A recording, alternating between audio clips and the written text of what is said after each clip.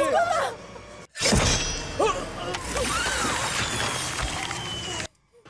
चलो अब खाना शुरू करो।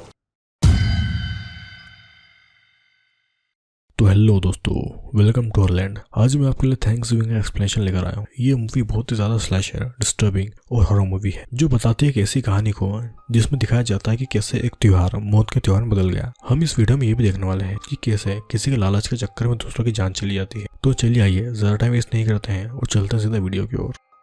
मूवी की शुरुआत में हम एक टाउन को देखते हैं जहाँ के लोग थैंक्सगिविंग फेस्टिवल को सेलिब्रेट कर रहे थे। इसके बाद में हम मिच और उसकी वाइफ एमेंडा की फैमिली को देखते हैं जहाँ पर उसका दोस्त शेरिफ एरिक भी उनके साथ में थैंक्सगिविंग सेलिब्रेट करने के लिए एक केक लेकर आया था जो उसने खुद अपने हाथों से बनाया था क्योंकि एरिक अब सिंगल था।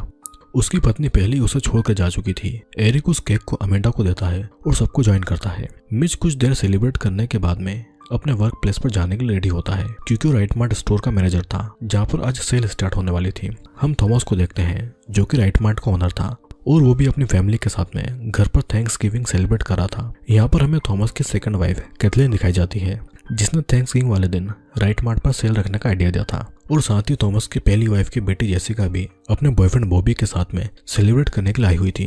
कुछ देर के बाद में जेसिका और बॉबी को उनके दोस्त लेने के लिए आते हैं और दोनों अपने दोस्तों के साथ में एंजॉय करने के लिए वहां से निकल जाते हैं। अब हम राइट मार्ट को देखते हैं जहाँ पर लोगों की बहुत भीड़ जमा हो रही थी। भीड़ को हैंडल करने के लिए सिर्फ 2 ही सिक्योरिटी गार्ड वहां पर मौजूद थे। इधर जेसिका के फ्रेंड को कुछ सामान लेना था तो इसलिए सभी राइट मार्ट जाने का डिसाइड करते हैं जहाँ पर ऑलरेडी बहुत ही भीड़ थी। ये सभी गाड़ी से निकलकर मार्ट की तरफ जाते हैं जहाँ पर जेसिका को रायन मिलता है जो उसका पुराना फ्रेंड था और साथ ही उसे बहुत ही पसंद करता था। लेकिन जेसिका का ऑलरेडी बॉयफ्रेंड था तो इसलिए वो रायन पर ध्यान नहीं देती हैं।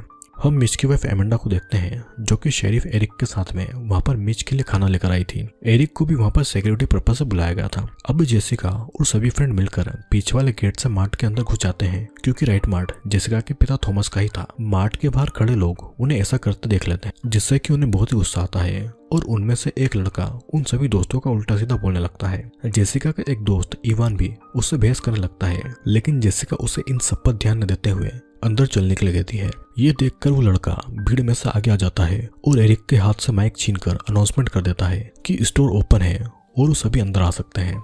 इस अनाउंसमेंट को सुनने के बाद में भीड़ में खड़े लोग बैरिकेड को गिराकर सीधे अंदर घुसने लगते हैं जिससे कि भगदड़ मच जाती है। मेन गेट पर लॉक होने की वजह से सभी लोग गेट को तोड़ देते हैं जिससे कि एक सिक्योरिटी गार्ड गेट के नीचे दब जाता है। सभी लोग अंदर आकर फ्री का सामान उठाने लगते हैं और आपस में मारपीट करने लगते हैं। सामान के लिए लोग इस हद तक पागल हो रहे थे कि उन्हें इस चीज की भी फिक्र नहीं थी कि कौन जिंदा है और कौन मर रहा है। इसे देखकर इवान को मजा आ रहा था। बॉबी उस सिक्योरिटी गार्ड की मदद करने के लिए जाता है लेकिन कोई उसके हाथ पर चढ़ जाता है जिससे उसके हाथ की रिस्ट टूट जाती है।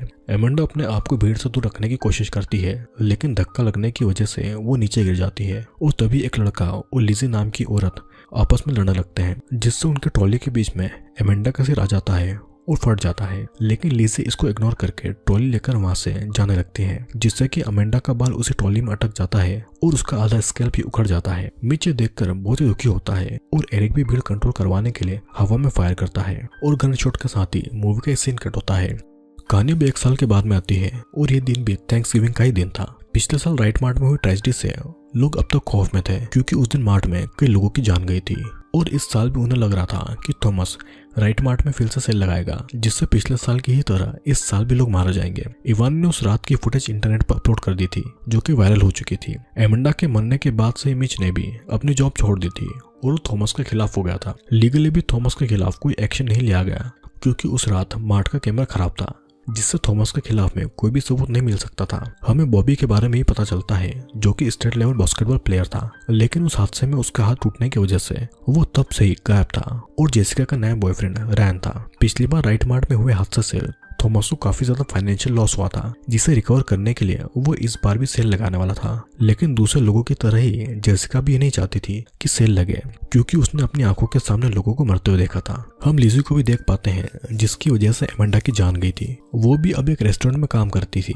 जहाँ पर शेरिफ एरिक उसे बताते हैं कि कुछ देर में यहाँ पर नया डेप्यूटी आने वाला है और थोड़ी देर में वो डेप्यूटी वहाँ पर आ जाता है जिसे लिजी एक मास्क देती है और बताती है कि ये हमारे शहर का पहला गवर्नर जॉन कार्वर का मास्क है जो एक अच्छे इंसान थे जिनकी सब लोग बहुत इज्जत करते थे और उन्हीं की ही याद में थैंक्स गिविंग सेलिब्रेट किया जाता है और उनका मास्क पहना जाता है। हम अब जेसिका को देखते हैं जो कि अपने दोस्तों के साथ में रेस्टोरेंट में बैठी हुई थी। तब उन्हें बॉबी भी दिखाई देता है जो कि पूरे 1 साल से गायब था और अब वो वापस आ गया था। तभी इन सभी के फोन पर एक सोशल मीडिया पोस्ट का नोटिफिकेशन आता है जिसमें एक टेबल की पिक्चर थी और सभी टैग्ड थे, लेकिन सभी लोग इस पर ध्यान नहीं देते हैं और उस पोस्ट को इग्नोर कर देते हैं। फिर सभी आपस में बातें कर रहे थे कि तभी वहाँ पर रायन भी आ जाता है और जेसिका का ध्यान खिड़की के बाहर जाता है।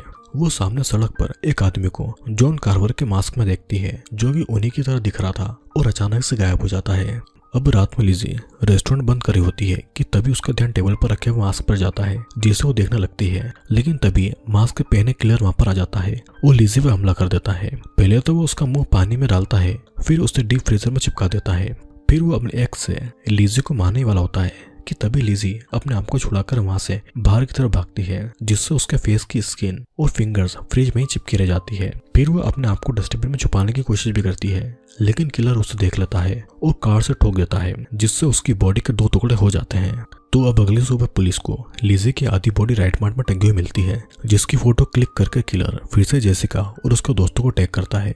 जेसिका पिछले पोस्ट को फिर से देखती है जिस पर उसका और उसके सभी दोस्तों का नाम लिखा हुआ था, मतलब कि वो टेबल उन्हीं के लिए थी। पुलिस रेस्टोरेंट की सीसीटीवी फुटेज चेक करती है, लेकिन उससे उन्हें खास मदद नहीं मिलती है क्योंकि थैंक्सगिविंग के दिन शहर में हर किसी ने मास्क पहना हुआ था। अब जेसिका और उसके दोस्त मिलकर पुलिस स्टेशन जाने का डिसाइड करते हैं। तब रात में उन्हें वेपन डीलर मैक कार्टी मिलता है जो पहले तो उनका मजाक बनाता है और फिर उन्हें अपनी पार्टी में आने के लिए इनवाइट करता है। फिर सभी लोग पुलिस के पास पहुंच जाते हैं जहां पर एरिक जेसिका से उन लोगों के बारे में पूछता है जो उस दिन राइट मार्ट में मौजूद थे, क्योंकि एरिक के मुताबिक किलर उन लोगों को मार रहा था जो उस हादसे की वजह से, जो लोग जैसे कि वो औरत लिजी जिसे मार्ट में घुसने की बहुत जल्दी थी। एरिक जेसिका से कहता है कि वो उसे उस ट्रेजेडी की फुटेज ला कर दे जिससे पुलिस उन सभी लोगों को पहले वार्न कर दे जिनकी जान खतरे में होगी। ये सुनकर जेसिका पुलिस की मदद करने के लिए तैयार हो जाती है। अब बाहर आने के बाद में जेसिका को बॉबी मिलता है जो उसे बताता है कि वो पिछले 1 साल से डिप्रेशन में था और उसने शहर छोड़ दिया था। जेसिका बातों ही बातों में उसे बता देती है कि उस रात सीसीटीवी सही थी जिसकी रिकॉर्डिंग कैथलीन ने हटवा दी थी, जिसकी एक कॉपी अभी भी डैड के पास में मौजूद है। अब उस सिक्योरिटी गार्ड को दिखाया जाता है जो कि थैंक्सगिविंग की रात को इतनी भीड़ देखकर वहां से अपना काम छोड़कर भाग गया था। किलर चुपके से उसके घर में घुस जाता है और ड्रिलिंग मशीन को उसके पेट में घुसाकर एक तार से उसका गला काट देता है, जिससे बड़ी भयानक तरीके से उस गार्ड की मौत हो जाती है।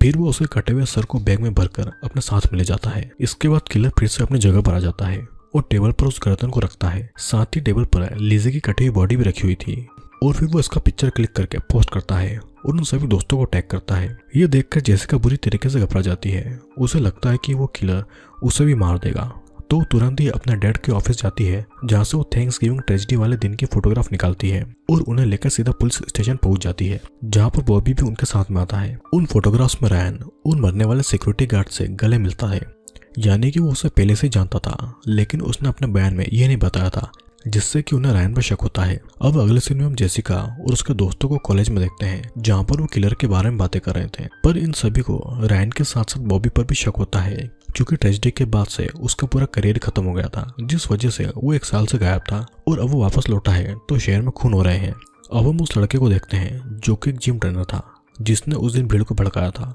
और उसके साथ में उसकी चीयर लीडर गर्लफ्रेंड भी शामिल थी। उसकी गर्लफ्रेंड उसे मजे करने के लिए अपने साथ में लेकर जाती है जहाँ पर वो ट्रैम्पोलिन पर जंप करते हुए अपने कपड़े उतारने लगती है, लेकिन तभी वहाँ पर एक किलर आ जाता है जो उस जिम ट्रेनर की गर्दन मोड़कर उससे मार डालता है। फिर वो ट्रैम्पोलिन में एक नुकीली रोड को घुसा देता है, जिससे कि जब वो लड़की उस पर जंप करती है तो रोड उसके शरीर के आर पार हो जाती है और उसकी भी वहीं पर मौत हो जाती है। यहाँ से हम ये समझ पाते हैं कि वो किलर उन लोगों की जान ले रहा था जो कि थैंक्सगिविंग की उस रात मेन कल्पिट थे, और वो 1 साल शायद इसलिए रुका होगा क्योंकि उसे कल्पिट की पहचान नहीं थी। जब इवान ने उस वीडियो को इंटरनेट पर अपलोड किया तो किलर अपने शिकार को पहचान पाया और अब वो एक एक करके उन सभी की जान ले रहा है। इधर जेसिका के कॉलेज में होने वाला मैच कैंसिल हो जाता है और एरिक उससे कहता है कि उन लोगों की जान को खतरा है, वो अकेले ना रहे बल्कि अपने फ्रेंड के साथ में रहे। कॉलेज पूरा खाली हो चुका था और गैबी और इवान कॉलेज के अंदर जाने लगते हैं। जेसिका कॉलेज के गेट पर ही खड़े रहकर उनका वेट करने लगती है। तभी किलर गैबी और इवान पर हमला कर देता है और गैबी के फोन से टेक्स्ट करके जेसिका को भी अंदर बुला लेता है। जेसिका जब अंदर आती है तो किलर एक्स से जेसिका के ऊपर भी हमला करता है, जिससे जान बचाकर जेसिका वहां से भागती है और मैनेक्विन के बीच में जाकर छुप जाती है। किलर उसकी तरफ आता है और वो उसे चकमा देकर भाग जाती है, जहाँ पर शेरिफ एरिक उसे किलर के बारे में पूछने लगता है। लेकिन जेसिका ने किलर को नहीं देखा था क्योंकि उसने अलग ही तरह के कपड़े पहने थे और साथ ही मास्क भी पहना था। बॉबी और रायन की बहस हो जाती है क्योंकि बॉबी को रायन के ऊपर शक था। उसे ऐसा लग रहा था कि ये सब रायन कर रहा है क्योंकि वो उसे मारने वाले सिक्योरिटी गार्ड को जानता था, लेकिन उसने इसके बारे में किसी को नहीं बताया था। जिस पर रायन कहता है कि वो बस उस गार्ड से नशे की चीजें लेता था, इसलिए उसने पुलिस से इस बारे में कुछ नहीं कहा, वरना इससे वो खुद ही फंस जाता। लेकिन बॉबी को रायन की बातों पर यकीन नहीं था और वो दोनों हाथापाई करने लगते हैं। ये देखकर जेसिका उनसे कहती है कि तुम दोनों ही मुझसे दूर रहो। जूलिया के पिता वहां पर आ जाते हैं, जो उससे अपने साथ में दूसरे शहर में ले जाने वाले थे क्योंकि ये शहर अब सेफ नहीं था। इधर स्कूबा और जेसी मकार्टी से अपनी सेफ्टी के लिए गन लेने पहुंच जाती हैं। जूलिया अपने घर पर पैकिंग कर रही थी, तभी हम किलर को देखते हैं जो कि उसके घर में घुस जाता है और उसके पिता और सिक्योरिटी गार्ड को बेहोश कर देता है। जूलिया वीडियो कॉल पर स्कूबा और जेसिका से बातें कर रही थी और किलर पीछे से आकर जूलिया के कानों में पिन घुसा देता है, जिससे कि जूलिया दर्द में तड़पने लगती है। कुछ ही देर में ये दोनों भी वहां पर आ जाते हैं और स्कूबा किलर के ऊपर गन तान देता है, लेकिन वो किलर को शूट नहीं कर पाता है। किलर उन्हें अपने फोन पर लाइव दिखाता है कि गैबी और इवान उसके कब्जे में है, जो कि अभी तक जिंदा है। अब किलर जूलिया को कटर के ऊपर फेंक कर उससे ऑन कर देता है, जिस पर उसके पेट की इंटेस्टाइन बाहर आ जाती है और मारी जाती है।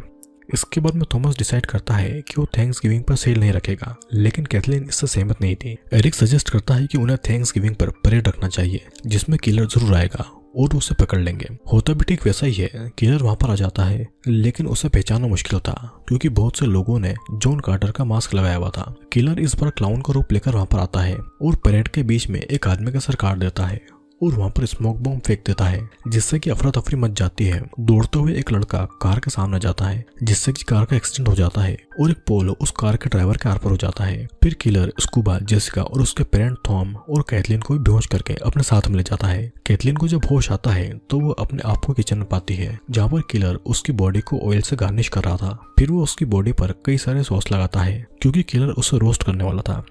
अब वो ओवन के पास में जाकर उसे ऑन करता है और कुछ देर के लिए अपना मास्क निकालकर ओवन पर रख देता है, जिससे कि वो मास्क थोड़ा पिघल जाता है। मास्क पहनकर किलर वापस आता है तो कैथलीन उसे नहीं मिलती है, तो इसलिए वो उसे पिचफोर्क लेकर ढूंढने लगता है। कैथलीन ऊपर चली जाती है जहाँ पर किलर ने चीयर लीडर की लाश छुपाई हुई थी। कैथलीन वहां से भागने की कोशिश करती है, लेकिन किलर पिचफोर्क से उसके ऊपर हमला करता है और फिर उसे ओवन में डालकर जिंदा जला देता है क्योंकि कैथलीन ने ही उस ट्रेजेडी वाली वीडियो को गायब करवाया था। किलर इसकी भी लाइव स्ट्रीमिंग करता है जहाँ पर उसने जेसिका और सभी लोगों को टेबल पर बांध कर रखा हुआ था। पुलिस जब उस लोकेशन पर जाती है तो उसके हाथ में कुछ नहीं लगता है क्योंकि वो किलर कहीं और से लाइव कर रहा था। अब किलर डिनर टेबल पर कैथलीन के रोस्टेड लाश को लाकर रख देता है, जिसका सर टेबल पर अलग ही रखा हुआ था। ये देखकर सभी लोग बुरी तरीके से डर जाते हैं। फिर वो इवान के पास में जाकर उसके सिर पर हैमर से मार मारकर उसे क्रश कर देता है क्योंकि थैंक्स गिविंग पर उसे सिर्फ वीडियो बनाने से मतलब था, न कि लोगों की जान से।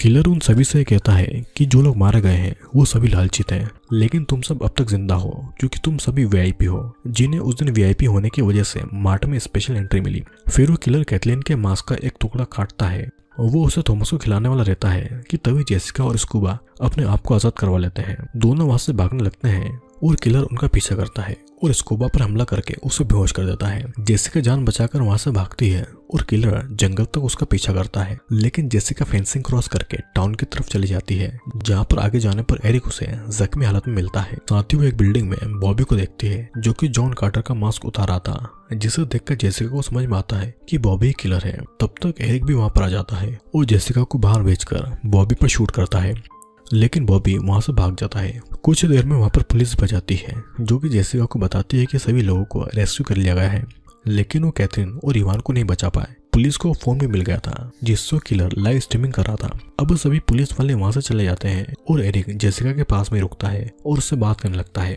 पर तभी जेसिका की नजर एरिक के जूतों पर जाती है जो कि वैसे ही थे जैसे कि किलर ने पहने हुए थे, और तो और उन जूतों पर जंगल की मिट्टी भी लगी हुई थी, जिससे जेसिका समझ जाती है कि किलर बॉबी नहीं बल्कि एरिक है जिसने जंगल में उसका पीछा किया था। एरिक भी अब समझ जाता है कि जेसिका जान चुकी थी कि वही किलर है, तो अब वो उसे भी मारने वाला था, लेकिन उससे पहले वो जेसिका के सामने रिवील करता है कि उसने ये सब कुछ क्यों किया। वो कहता है कि मिच अकेला नहीं था जिसने उस रात अमेंडा को खोया था। असल में अमेंडा और एरिक काफी समय से रिलेशनशिप में थे, क्योंकि एरिक की पत्नी के जाने के बाद से अमेंडा ने उसे संभाला था। अमेंडा एरिक के बच्चे की माँ भी बनने वाली थी और वो जल्दी ही मिच को छोड़कर एरिक से शादी भी कर लेती, लेकिन थॉमस के सेल की वजह से भीड़ भाड़ में उसकी जान चली गई और अमेंडा के साथ साथ उसने उसके होने वाले बच्चे को भी खो दिया, जिसका बदला वो उन लोगों से ले रहा था जो हादसे की वजह थे। लेकिन उसे उन सभी लोगों की पहचान नहीं थी, तो इसलिए उसने उस रात की फुटेज भी जेसिका से ले ली। वो जेसिका को मारने वाला था, लेकिन अब तक जेसिका उस फोन से लाइव स्ट्रीमिंग करके उसका चेहरा सबको दिखा चुकी थी, जिससे गुस्से में आकर एरिक उसे पकड़कर मारने लगता है। लेकिन बॉबी वहां पर आकर उसे बचाकर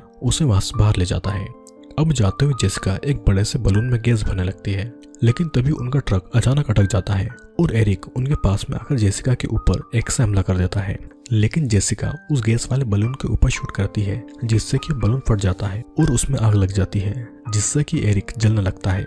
अब अगले सीन में पुलिस भी वहां पर आ जाती है और साथ ही फायरमैन भी वहां पर आ जाते हैं। हम पुलिस को भी बातें करते हुए देखते हैं कि सब कुछ जलकर राख हो गया, लेकिन उन्हें एरिक की लाश कहीं नहीं मिली। तभी जेसिका का ध्यान एक फायरमैन के ऊपर जाता है जो उसे थोड़ा अलग अलग लग रहा था। सीन कट होता है और मूवी के आखिरी सीन में जेसिका अपने घर पर सो रही थी और उसे नाइटमेयर आता है कि जलता हुआ एरिक उसकी जान लेने के लिए आया है। कहीं न कहीं उसका ये सपना सच भी हो सकता है, क्योंकि एरिक की लाश कहीं नहीं मिली थी और आग बुझाते टाइम जो फायरमैन वहां से भाग रहा था वो शायद एरिक ही था, जो कि अगर जिंदा होगा तो जरूर जेसिका से अपना बदला लेने के लिए आएगा। तो दोस्तों, मैं उम्मीद करता हूँ कि आपको ये मूवी पसंद आई होगी। अगर आपको वीडियो पसंद आए तो वीडियो को लाइक, कमेंट और शेयर जरूर करना। तो बेसिकली इस मूवी में हमने ये देखा कि कैसे थैंक्सगिविंग वाले दिन एक सुपरमार्केट में एक हादसा होता है जिसमें कई लोग मारे जाते हैं, वो भी कुछ वीआईपी लोगों की वजह से। उन मरे हुए लोगों में एरिक की होने वाली बीवी और उसके बच्चे की माँ भी थी, लेकिन उसे पता नहीं था कि इस हादसे की असली वजह कौन थे। तो इसलिए एरिक ने अगले साल उन सभी लोगों को मार डाला जो कि इस हादसे की असली वजह थे।